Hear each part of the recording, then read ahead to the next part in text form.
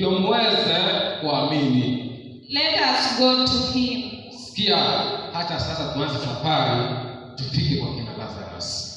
That is why I'm telling you there's power in the name of Jesus. You have to tell Jesus about all your challenges, no matter how your challenges are great. Praise God. Yesu akaanza safari, ndio huyo, na ilikuwa more than 3 kilometers. Akafika 4 days late. Lazarus au kwa kaburi for how many days? 4 days.